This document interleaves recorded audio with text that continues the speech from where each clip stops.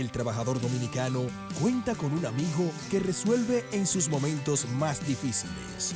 Nunca hemos visto que trabajadores que nosotros hemos intervenido para que la ARL le busque solución, se le ha dejado de buscar solución. La ARL funciona, que la administradora de riesgos, que ese seguro funciona. Administradora de riesgos laborales, garantizando que miles de dominicanos hagan su jornada sin la más mínima preocupación.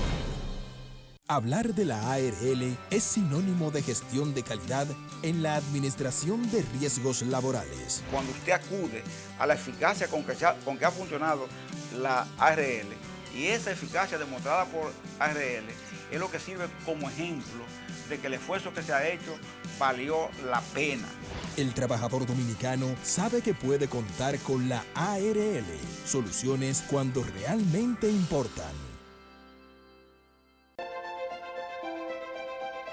Los que quieren seguir creciendo, los que enseñan el valor de pensar en el mañana, los que guardan para superar nuevos retos, los que piensan en los que vendrán. En Banreservas tenemos una cuenta de ahorro para todos. Abre ya tu cuenta y acércate a todo aquello por lo cual ahorras. Aquí estamos para ti. Planifícate, ahorra, crece. Banreservas, el banco de los dominicanos. ¿Qué tienen en común una cuenta no dividida? Un balance insuficiente. Andar sin efectivo. Un imprevisto. Un olvido. Y esas diligencias bancarias. Sencillo, todo lo puedes resolver con tus canales Banreservas. Distintas vías de solución siempre disponible, siempre activas y siempre seguras para que resuelvas el serrucho, el pago pendiente, el andar sin efectivo y todo lo demás sin complicaciones. Así que tranquilo y resuélvelo con tus canales Banreservas. Tu banco fuera del banco. El Banco Central mantiene la estabilidad de precios. Es su misión principal, establecida en la Constitución de la República Dominicana y la Ley Monetaria y Financiera número 183-02. Los precios estables protegen el valor del dinero de las personas y las empresas, dan certidumbre al mercado y facilitan el comercio. Banco Central de la República Dominicana, por la estabilidad y el crecimiento. ¿En qué gastamos los dominicanos?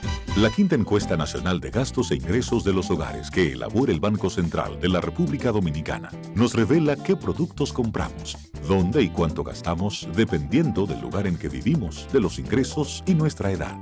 Esta encuesta es muy importante, ya que con esta información podemos actualizar el costo de la canasta familiar dominicana, que permite establecer nuestras condiciones reales de vida.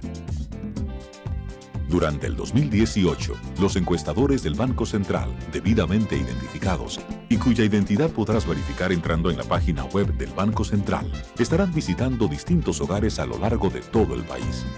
Si tu casa resulta seleccionada para esta encuesta, nuestro personal estará recolectando la información necesaria. Es fundamental que participes respondiendo de la forma más completa y honesta posible, para mejorar tu calidad de vida y alcanzar un mejor futuro.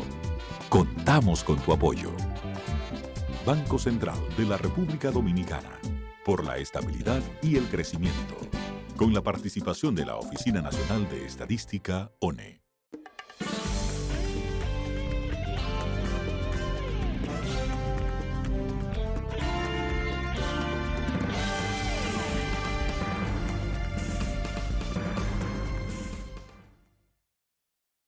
Muy buenas tardes, amables televidentes. Bienvenidos a su cita diaria crepuscular y nocturna de Teleimpacto, que es al final de la tarde o comenzando la noche. Ponga su caridad en buenas manos. Apoye en el Patronato de Lucha contra el Cáncer de Villa González Incorporado, una institución para servirle a los más desamparados. Una institución sin fines de lucro, libre de advertencia, comprometida solo con los problemas gravísimos que ocasiona el cáncer, que es una enfermedad catastrófica en una familia humildísima, rural por demás. 809-443-8010. Bueno,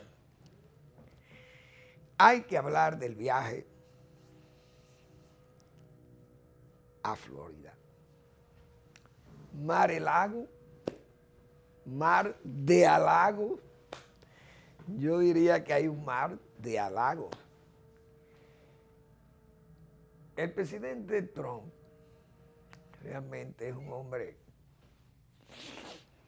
con un carácter y una realmente, diríamos, carece de ese rigor que han tenido los demás presidentes que le han antecedido a él, ¿no? Como, imagínense, no solamente los de la época de atrás, sino los de siguientes, Nixon, Kennedy, Nixon.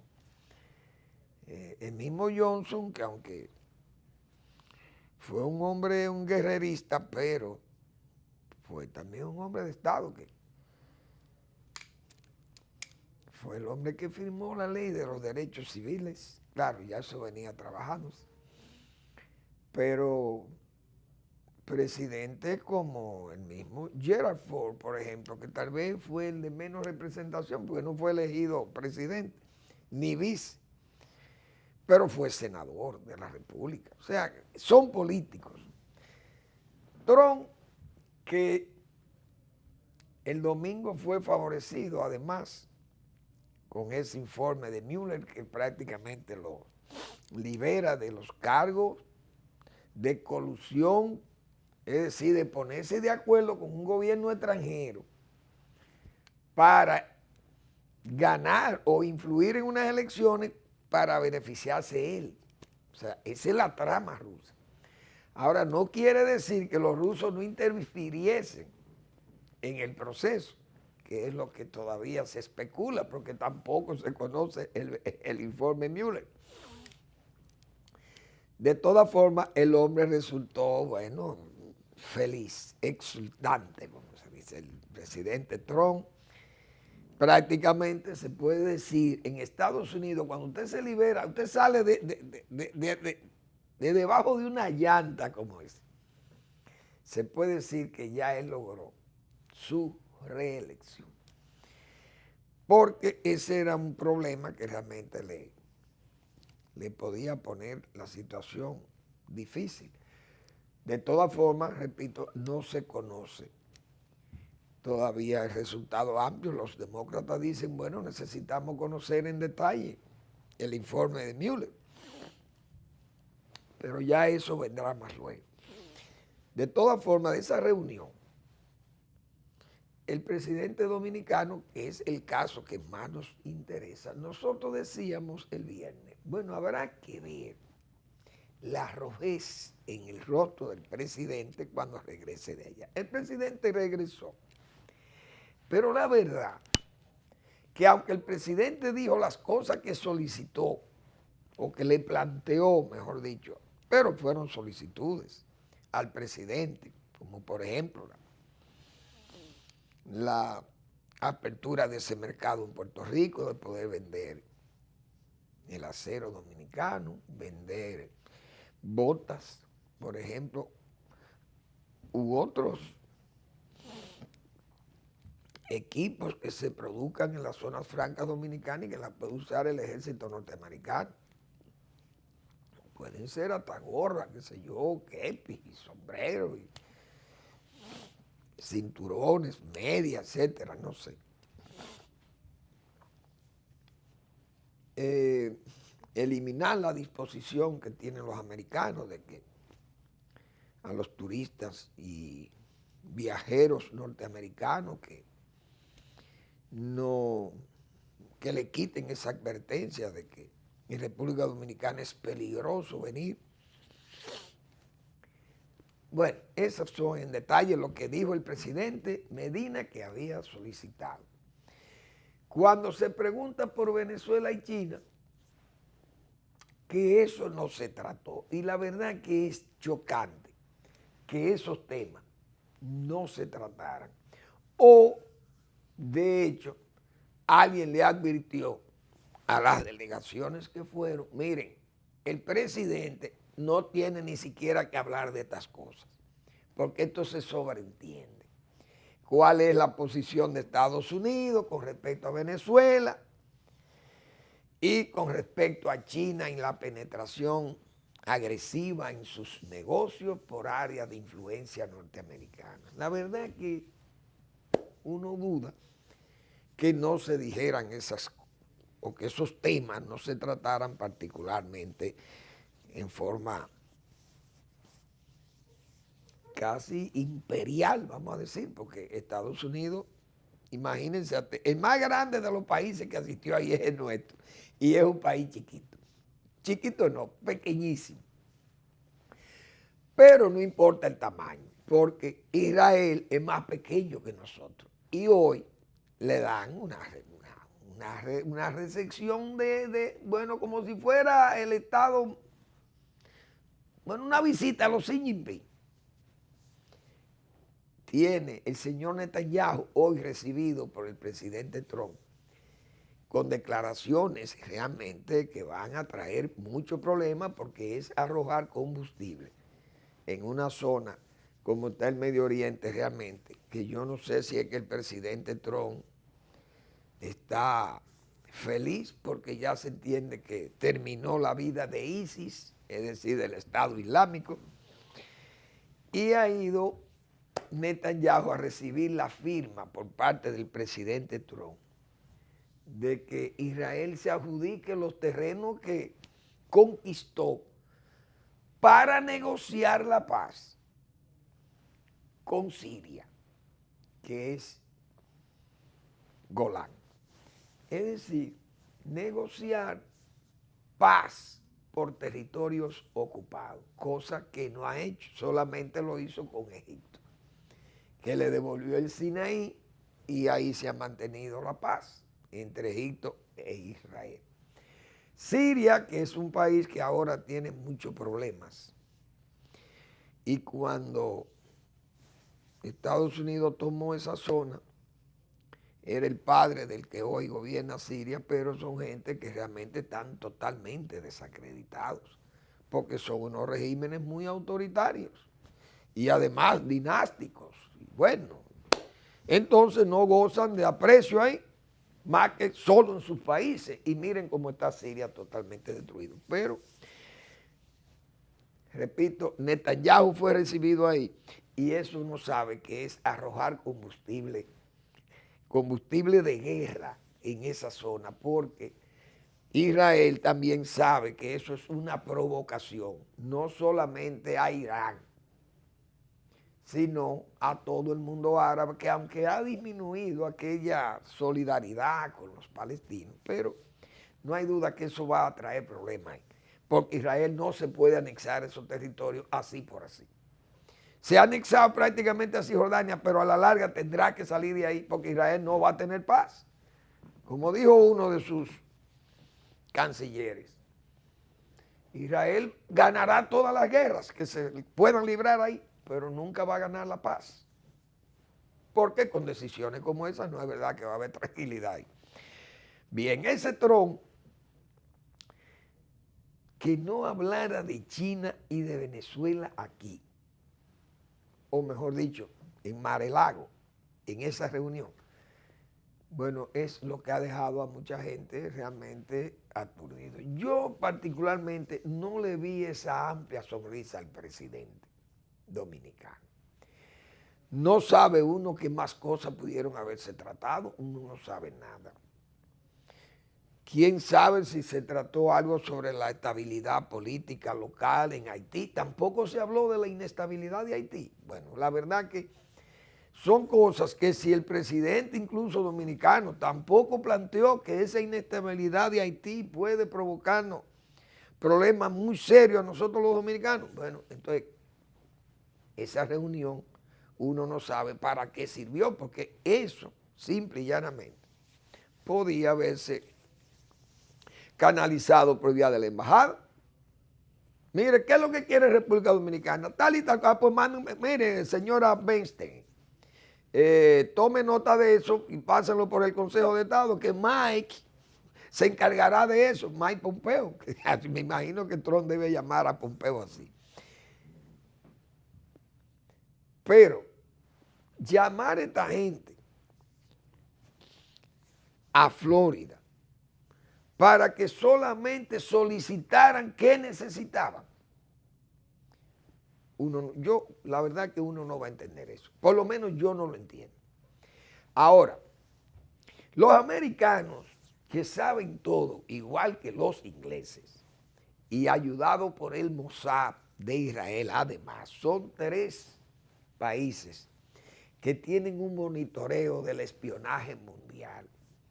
Y Estados Unidos tenía que saber que para acá viene o venía, como llegó, un vicepremier chino con 35 gente atrás. Oiga bien, eso es una delegación fletada de China que iba a caer aquí. No es verdad que los organismos de inteligencia norteamericanos no iban a saber que ese señor vicepremier venía para acá. Y le habrán dicho algo al presidente, pero el presidente nos dijo que no se habló de China. Y hay que creerle al presidente, porque uno no estaba ahí. Pero que por favor no permitan ser escépticos, porque uno no va a creer esas cosas así como están. Estados Unidos es un país que tiene tan monitoreado el mundo, que yo recuerdo aquel avión, un avión ruso cargado de turistas rusos, que fue explosionado en el aire, saliendo de Sharm el-Sheikh, creo que se llama así, un puerto turístico egipcio que queda en el Mar Rojo, y que es un centro turístico importantísimo, el más importante de Egipto, después de las pirámides, vamos a llamarle desde el punto de vista del sol, del balneario. Y ese avión despegó de ahí cargado de rusos. El avión explotó, se desintegró y cayó. Los rusos que siempre manejan la cosa con un ocultismo y siempre ahí se maneja todo es con una falsa. En Rusia desde la época de los zares es un país despótico. Zaristas y comunistas es lo mismo. El despotismo y el ocultamiento y el oscurantismo en Rusia, eso ha sido atávico. Pues los rusos quisieron como negar. Los mismos egipcios, no, que no fue un acto terrorista, hay que investigar, el avión pudo haberse provocado un accidente ahí de mecánico y explosionara. Los americanos dejaron que hablaran. Y cuando se dieron cuenta que los rusos ya andaban ocultando prácticamente que fueron víctimas de un acto terrorista, Estados Unidos e Inglaterra le pasaron notas de lo que vio un video que había hecho un satélite de esos militares norteamericanos que viven monitoreando, como se dice, metro a metro el mundo. Y le dijeron al mundo, señores, nosotros, el satélite nuestro que pasa por ahí a tal hora, vio un reflejo típico de una explosión en ese avión. Hubo una explosión a esa hora en el Mar Rojo, coincidiendo con la hora de la explosión del avión. Y así fue. Y tuvieron que admitir luego los americanos y los rusos y los egipcios, tuvieron que admitir que fue un acto terrorista. Una lata de Coca-Cola con una bomba explosionó adentro y desbarató el avión. Porque Estados Unidos sabe todo. Entonces, no es verdad que Estados Unidos no iba a saber que para acá venía un vicepremier chino con 35 caballeros y damas. Me imagino que hay damas ahí, en delegación especial para la República Dominicana. Y si no se habló de China, entonces yo puedo especular. Se envió una representación, diríamos hasta civilina, al aeropuerto de las Américas, porque se manda un hombre que no es un diplomático de carrera, mandan un funcionario designado por decreto, por designado político, vamos a llamarle así. Un señor sin experiencia diplomática, que lo único que ha sido es una especie de corre, ve y dile en esos partidos revolucionarios. Bueno, pero le tocó la oportunidad de estar en una posición ahí y lo mandan a representante, como representante del gobierno dominicano, a recibir ese vicepremier chino, un hombre, imagínense ustedes, un vicepremier de China, es un hombre con una influencia y un poder extraordinario, un país como aquel. Miren, para ser funcionario de un país con 1.400 millones de habitantes, que tiene que haber un funcionariado simple y llanamente escogido, como dicen, con pinza en ese país. Es una personalidad importantísima, pero tuvo una representación en el gobierno dominicano como mandando un mensaje de que se oculta algo o que de una advertencia que le hicieron, yo no sé. El asunto es que uno puede especular porque no nos han dado más datos que las informaciones que el presidente pudo brindar a su regreso y que habló de las solicitudes, del pliego de solicitudes que le hizo al presidente Trump, pero que no se trató el caso Venezuela ni se trató el caso de China. Vamos a seguir viendo los movimientos en la zona, pero la verdad que Estados Unidos prometió de que en 90 días vendrá una delegación oficial del gobierno norteamericano a ver qué prioridades tenemos que nos puedan ayudar. Y la verdad que, repito, no se explica que no le plantearan o que Haití dijo. ¿Qué dijo Haití? República Dominicana, bueno, el presidente dominicano solamente iba a hablar de Santo Domingo, pero ¿qué se dijo de Santa Lucía, que es un atolón? Pero es un paisito chiquititito, fue posesión inglesa, decíamos nosotros, pero está adscrito al ALBA. Es un país que le ha dado el voto en la OEA y en la ONU se lo da a Venezuela y al chavismo. Tiene un compromiso ahí, Jamaica igual. Entonces Haití, que también recibe, o recibió, o recibe de Venezuela, o recibía de Venezuela también un apoyo. No sé realmente qué buscábamos nosotros ahí. Pero es sospechoso realmente que no se haya tratado el caso de China y Venezuela cuando todos sabemos que la propia embajadora norteamericana aquí señaló el interés de su gobierno y diríamos que el presidente Trump no reiteró eso. Miren, Estados Unidos no quiere que China posea intereses que puedan afectar nuestras relaciones, que nos puedan afectar geopolíticamente a nosotros, léase, no bienes, pero en este caso áreas estratégicas que son importantes para nosotros. Léase, minería, la minería, eso es muy importante, minerales estratégicos, muelles o aeropuertos, porque son áreas delicadas que pueden servir de bases para los chinos. Fíjense cómo esa influencia cae en un país y le crea dificultades a los Estados Unidos. Venezuela hoy, este es un país que usted lo oyen a los dirigentes venezolanos y a ciertos amigos que tienen todos estos países o admiradores, principalmente los hipócritas y cínicos cubanos, que hablan de esa injerencia internacional en Venezuela. Esa injerencia de Venezuela, de fuerzas extranjeras. Oye, ¿qué es lo que hay en Venezuela? Fíjense ahora mismo aviones rusos, tropas rusas llegando a Venezuela. Eso no es injerencia. No, porque los comunistas son especialistas en eso. En Cuba era una injerencia imperialista que alguien fuera por lo menos a criticar el régimen. Se está pago por el imperio norteamericano. Pero los rusos podían caer allá y no había imperialismo ruso.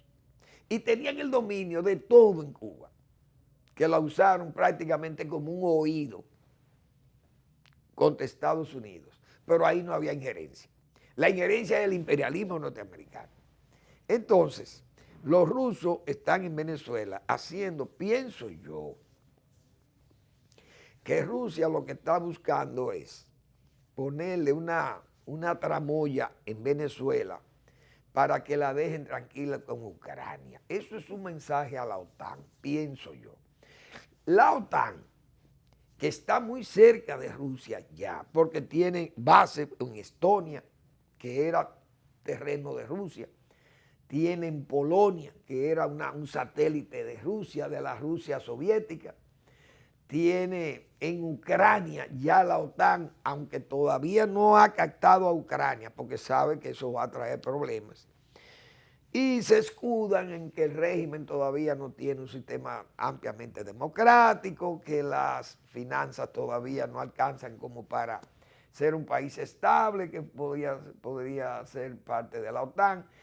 Pero Rusia invadió Crimea y sabe que Ucrania está frente a Crimea. Rusia no quisiera tener que presenciar un barco de estos, un monstruo de estos norteamericanos, fondeado frente a su base de Sebastopol, creo que así que se llama la base de Crimea, Rusia. Entonces, yo no dudo que esa tramoya que está jugando Rusia en Venezuela sea para molestar a la OTAN o para decirle a la OTAN, miren, yo lo voy a neciar a ustedes allí, a Estados Unidos principalmente, que es el miembro más importante de la OTAN. Lo voy a neciar con Venezuela mientras ustedes anden por en mis zonas, porque estas son zonas mías. Estas son áreas que yo no quiero que venga nadie y se meta aquí, porque Ucrania es más rusa que occidental. Bueno, esas potencias juegan esos papeles. Desde luego Rusia no tiene como mucha fuerza moral, porque es un país también despótico. Putin es una hiena, porque en Venezuela están encantados con Rusia y en Cuba encantados con Rusia. Bueno, porque Rusia es la democracia de Putin. Pero vaya democracia. Y yo tengo aquí, nada más para recordarle a algunos hipócritas dominicanos, de la izquierda principalmente, hasta donde llega el poder y la mano de ese señor, Sergei Yusenkov. Sergei Yusenkov fue asesinado a balazo el 17 de abril del año 2003. Óigase bien, ese señor era político en Rusia. Críticos del poder de Putin y de Medvedev, también, el otro títere de él. Ana Politkovskaya, asesinada a balazo el 7 de octubre del 2006. Periodista también, esa fue actividad de derechos humanos. Esa era una defensora de los derechos humanos, asesinada por los rusos de Putin. Alexander Litvinenko, envenenado en Londres. Ese señor fue envenenado el 23 de noviembre del año 2006 con polonio, un material radioactivo. Le inyectó un agente de la KGB, o ya de la ex KGB, que ahora tiene otro nombre en Rusia.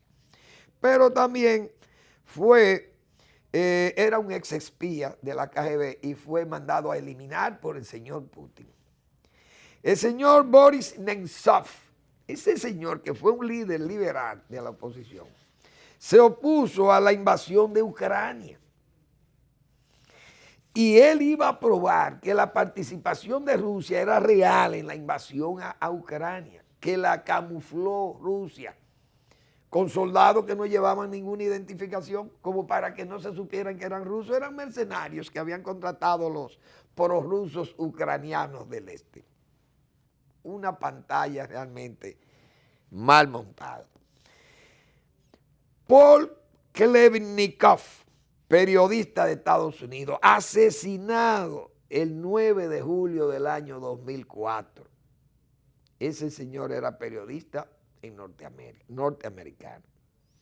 Stanislav Markelov. Stanislav Markelov fue un abogado asesinado a tiros el 19 de enero del año 2006. Anastasia Bakurova, periodista, asesinada a balazo el mismo enero 19 del 2006. Natalia Estemirova Ingusetia en Rusia. Esa señora activista de derechos humanos fue asesinada a balazo el 15 de julio del año 2009. Boris Berezovsky murió ahorcado en el año 2013, el 23 de marzo del 2013 en Gran Bretaña. Ese señor era empresario, adversario también a ese núcleo de empresarios diríamos ganterizados que tiene Putin también en Rusia. Sergei Magnitsky, ese señor fue un abogado asesinado en noviembre 16 del año 2009, fue dejado morir en la prisión sin atención médica. Oigan por dónde andan esta gente. Esos son algunos de los que, miren, aquí está, por ejemplo, Vladimir Gusinski, empresario de televisión, lo encerraron tuberculoso. Vive en el exilio, se salvó, como se dice, de chepa. Ana Polikovskaya, es decir, esa joven periodista era chechenia y fue asesinada en el año 2006. Es decir, esa es la Rusia que está hoy defendiendo a Venezuela. Solo que hacen defender el crimen, el asesinato, el robo el oro de Venezuela gangsterizado, y entonces esa es la defensa que tiene Venezuela, esa es la democracia que defiende Venezuela. No. Entonces Rusia, China y Cuba tienen secuestrada a Venezuela y las Fuerzas Armadas ya gangsterizadas también en sus niveles superiores.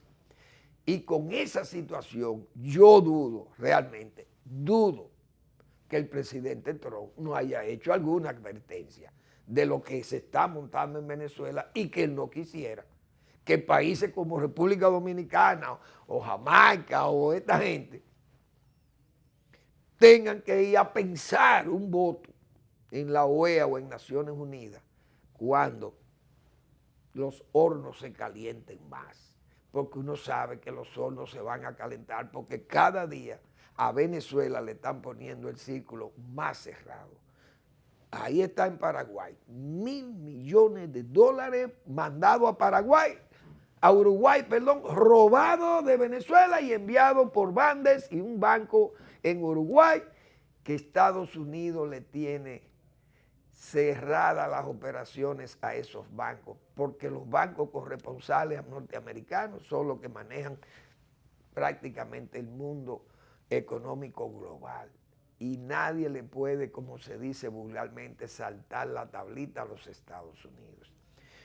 Entonces, con una China agresiva y una Rusia todavía más agresiva y una Cuba invasiva en Venezuela, no es verdad que Estados Unidos, y más un almacén de cólera como es Mr. Trump, no iba a plantear el caso Venezuela y China a los presidentes que fueron convocados a Mar-a-Lago, que ojalá, se convierta en un mar de halago, como solicitó el presidente dominicano. Vamos a una breve pausa y regresamos.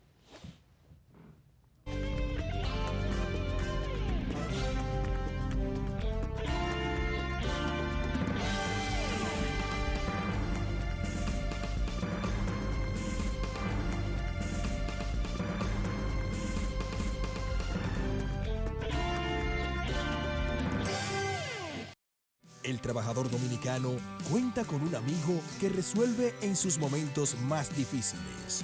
Nunca hemos visto que trabajadores que nosotros hemos intervenido para que la ARL le busque solución, se le ha dejado de buscar solución. La ARL funciona, que la administradora de riesgos, que ese seguro funciona. Administradora de riesgos laborales, garantizando que miles de dominicanos hagan su jornada sin la más mínima preocupación. Hablar de la ARL es sinónimo de gestión de calidad en la administración de riesgos laborales. Cuando usted acude a la eficacia con que ha funcionado la ARL, y esa eficacia demostrada por ARL es lo que sirve como ejemplo de que el esfuerzo que se ha hecho valió la pena. El trabajador dominicano sabe que puede contar con la ARL, soluciones cuando realmente importan. Los que quieren seguir creciendo. Los que enseñan el valor de pensar en el mañana. Los que guardan para superar nuevos retos. Los que piensan en los que vendrán. En Banreservas tenemos una cuenta de ahorro para todos. Abre ya tu cuenta y acércate a todo aquello por lo cual ahorras. Aquí estamos para ti. Planifícate, ahorra, crece. Banreservas, el banco de los dominicanos. ¿Qué tienen en común una cuenta no dividida? Un balance insuficiente. Andar sin efectivo. Un imprevisto. Un olvido. Y esas diligencias bancarias. Sencillo, todo lo puedes resolver con tus canales Banreservas. Distintas vías de solución, siempre disponible, siempre activas y siempre seguras para que resuelvas el serrucho, el pago pendiente, el andar sin efectivo y todo lo demás sin complicaciones. Así que tranquilo y resuélvelo con tus canales Banreservas. Tu banco fuera del banco. El Banco Central mantiene la estabilidad de precios. Es su misión principal, establecida en la Constitución de la República Dominicana y la Ley Monetaria y Financiera número 183-02. Los precios estables protegen el valor del dinero de las personas y las empresas, dan certidumbre al mercado y facilitan el comercio. Banco Central de la República Dominicana, por la estabilidad y el crecimiento. ¿En qué gastamos los dominicanos? La quinta encuesta nacional de gastos e ingresos de los hogares que elabora el Banco Central de la República Dominicana nos revela qué productos compramos, dónde y cuánto gastamos dependiendo del lugar en que vivimos, de los ingresos y nuestra edad. Esta encuesta es muy importante, ya que con esta información podemos actualizar el costo de la canasta familiar dominicana, que permite establecer nuestras condiciones reales de vida. Durante el 2018, los encuestadores del Banco Central, debidamente identificados y cuya identidad podrás verificar entrando en la página web del Banco Central, estarán visitando distintos hogares a lo largo de todo el país. Si tu casa resulta seleccionada para esta encuesta, nuestro personal estará recolectando la información necesaria. Es fundamental que participes respondiendo de la forma más completa y honesta posible, para mejorar tu calidad de vida y alcanzar un mejor futuro. Contamos con tu apoyo. Banco Central de la República Dominicana, por la estabilidad y el crecimiento, con la participación de la Oficina Nacional de Estadística, ONE.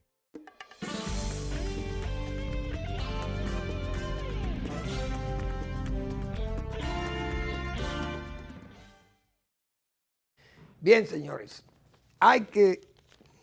tenemos que sentirnos contentos porque Manegonte, que sí está pendiente del clima y realmente del medio ambiente, en sentido general, Manegonte es un preocupado de eso y nos mantiene con todas las informaciones sobre la lluvia, los vientos, la nubosidad, la temperatura. Manegonte está en esa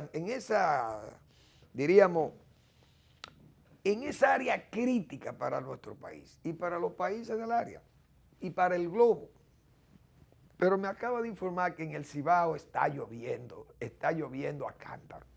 Y eso es una buena información porque ya se había anunciado que había una vaguada en altura y que eso iba a provocar una lluvia, cosa que eso mejora no solamente la condición física del medio, sino la condición anímica del medio. La gente de la zona se sienten distinto, con otro ánimo, de sembrar, y no solamente de sembrar, hasta de aplacarle el polvo a la gente, porque, señores, hasta eso les molesta, pero los acuíferos se llenan, las presas, los canales, los ríos, el campo reverdece, y realmente los animales van a tener un ambiente menos hostil. Hasta, señores, hasta los insectos que son benévolos para la agricultura también necesitan de eso. Es decir, nos alegramos que esté lloviendo en el Cibao porque puede atenuar incluso los fuegos que se han detectado, muchos fuegos en las zonas, principalmente en las zonas de montaña, y que debe llamar a preocupación. Han señalado algunas autoridades, si se le puede llamar, que yo creo que es casi una exageración llamarle autoridades a la gente del medio ambiente del ministerio. ¿Por qué? Porque han dejado, eso es materia reprobada para el gobierno. El gobierno no ha podido mantener una dirección adecuada en medio ambiente. Y hay total desamparo de las áreas más importantes del país. Los fuegos. Entonces, si los fuegos son provocados, no se está cuidando el bosque, tampoco. Realmente es penoso lo que uno tiene que estar leyendo. Aquí leí yo hoy, urgen declarar emergencia para enfrentar daños en el noroeste. Pero de esta zona me preocupa el Rubio. Organizaciones comunitarias de El Rubio piden que el gobierno declare en estado de emergencia ambiental a los municipios de San José de las Matas, Jánico, Sabana Iglesia y en Santiago Rodríguez a Monción. Señores, esos son municipios serranos, son de la sierra.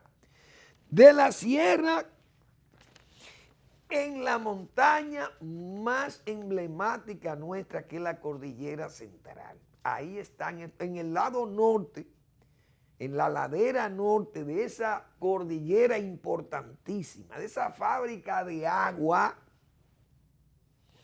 están estos municipios que acaba de mencionarse aquí en esta nota periodística, pero dicen ellos, precisan que es alarmante el deterioro ecológico que hay en la parte norte de la Cordillera Central por la ocurrencia de fuegos, proyectos de manejo forestal sin control y la deforestación para dedicar esos predios para la ganadería. Solicitamos al gobierno la declaración de emergencia ambiental en la sierra que se observa por la destrucción de hábitats naturales para la fauna y la pérdida de la biodiversidad, así como la desertificación progresiva de los suelos. Nosotros que hemos estado hablando de esto continuamente, porque uno, lo hemos dicho innumerables veces aquí como agrónomos, profesionales del área agropecuaria, nosotros sentimos, diríamos, una especial satisfacción por ver las cosas en el sector agropecuario bien y en el hábitat ecológico, porque tenemos que vivir amigablemente con el medio ambiente, porque no vamos a tener agricultura si agredimos las fuentes, por ejemplo, de agua, generadoras de agua. ¿A dónde vamos? Vamos al revés, entonces, y las generaciones futuras, peor.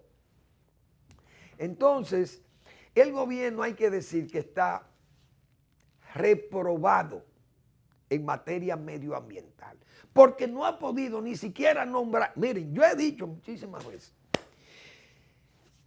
la virtud de un presidente de la República es saber escoger a sus colaboradores, pero y si usted lo que escoge gente que no está, ni sabe, ni tiene interés en ese asunto, ¿qué es lo que le espera? Ser reprobado. Eso le ha pasado al gobierno dominicano, reprobado en materia medioambiental porque no tiene una capacidad, no tiene una autoridad capaz de enfrentar con éxito el problema medioambiental. Ni tiene la autoridad, diríamos, la parte punitiva. Tienen las leyes ahí, pero no se atreven a usarlas. Al contrario, la violan y patrocinan que se violen, que es peor todavía, más grave. Entonces, el gobierno inicia una siembra de árboles y bueno, entonces uno entiende que eso es un esfuerzo bueno, serio. Pero es como, ¿qué digo yo muchas veces?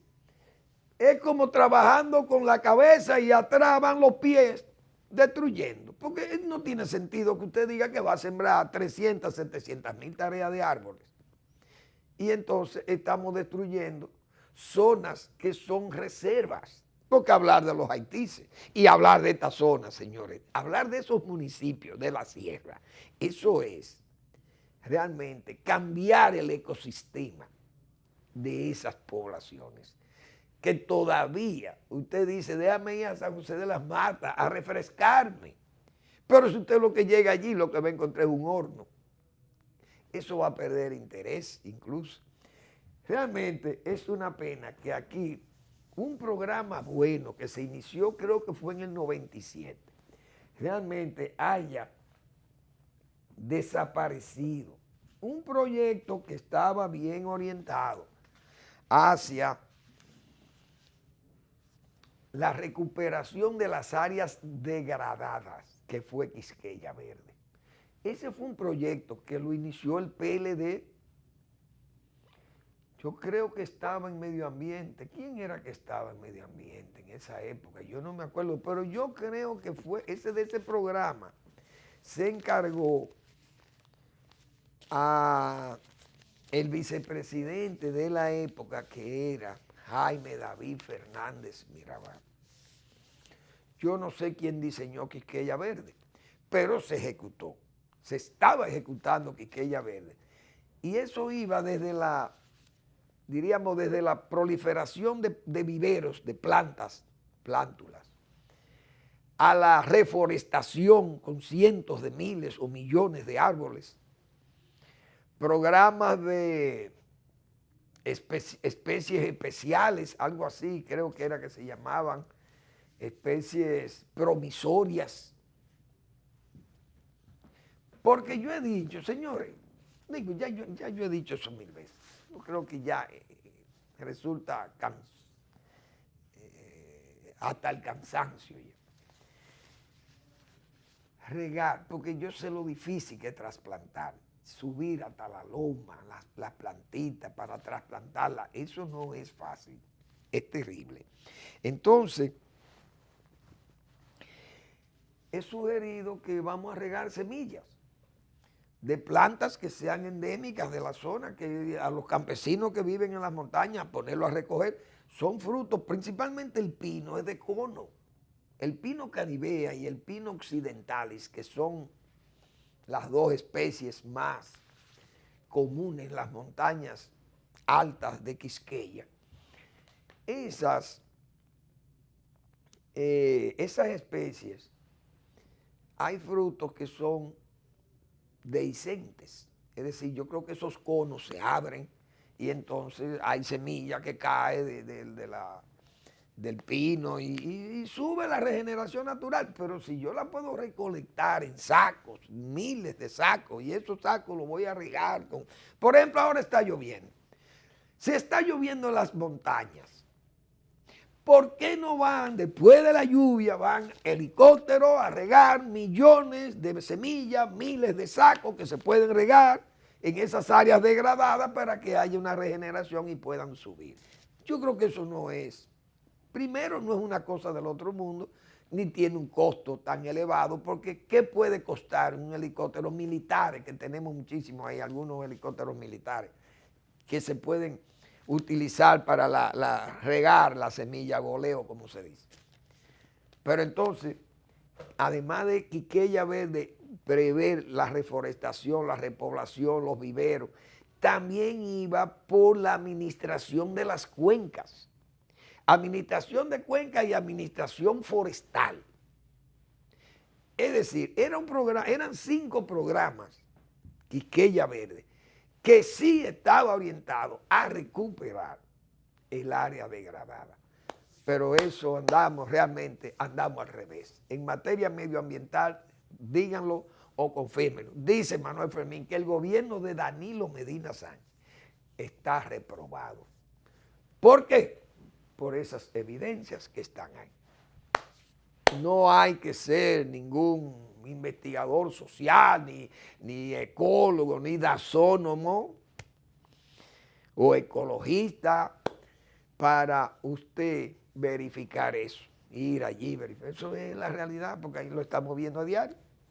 Ríos, cañadas, bosques, especies degradadas, no solamente los florísticos, sino también los faunísticos. Los peces, las ballenas, qué sé yo, los animales, todo es un desastre.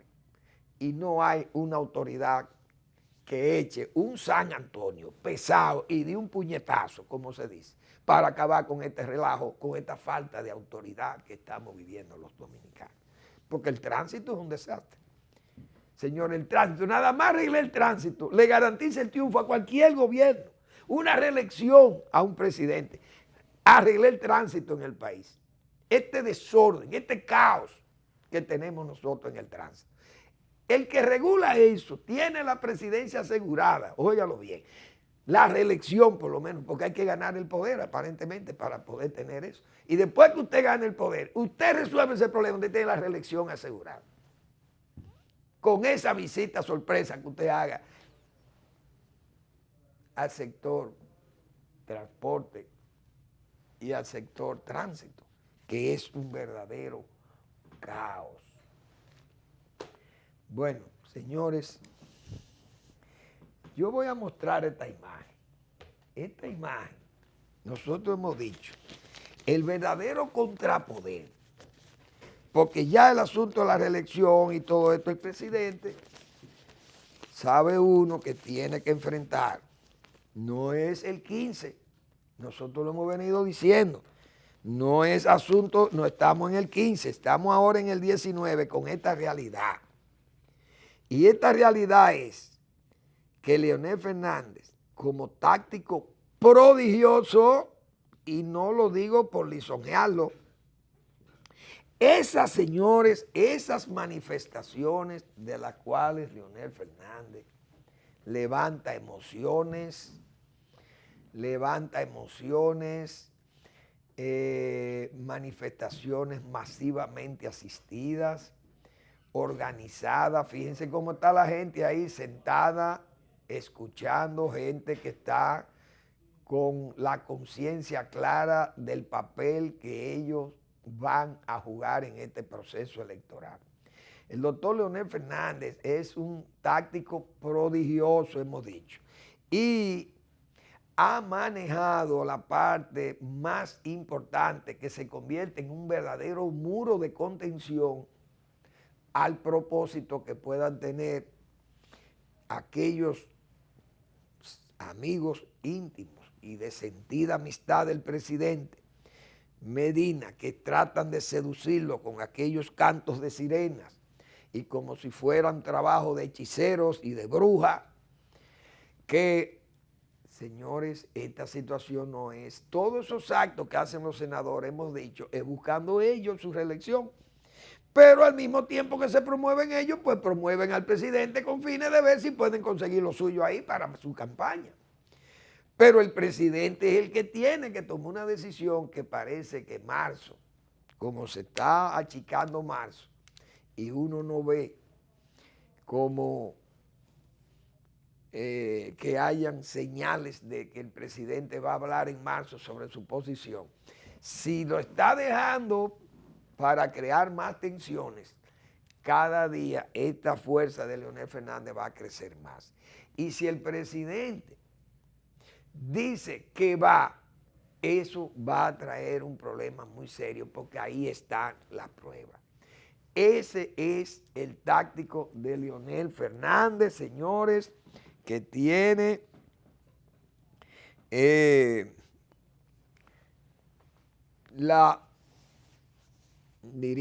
tiene la decisión firmísima de impedir la reelección, no solamente la reelección, o diríamos que sí que la reelección, porque la reforma Leonel Fernández no la puede impedir, porque su fuerza no le alcanza. Y el PRM es un partido que usted no sabe quién es que dirige aquello, porque mientras uno de los líderes dice, el otro callado, uno dice que hay 12 Diputado, eso no lo controla nadie porque ahí no hay liderazgo, ni hay fortaleza, ni hay seriedad política para impedir la reforma. Se sabe que por dinero y más gente que está dispuesto no a jugársela de que para quedarse, sino para irse con unos cuartos encima. Entonces, si a usted le va a dar 12, 15 o 10 millones de pesos por su voto y usted no va a repetir ahí, usted se lleve esos cuartos para su casa. Y en ese ambiente no es verdad que se van a resistir diputados sin líderes. Esa gente está a su libre albedrío, como se dice. Entonces, Leonel Fernández no puede cerrar eso. La reforma le permite la repostulación al presidente. Lo que podría impedir Leonel Fernández es precisamente la reelección. Porque si el presidente se presenta con una fuerza opositora como la de Leonel Fernández, es condenado al fracaso que va. Vamos a ver cómo pasan las cosas, pero los plazos se están acercando para marzo. Gracias por preferirnos, gracias por su atención y mañana tenemos otra entrega de Al Final de la Tarde o Comenzando la Noche.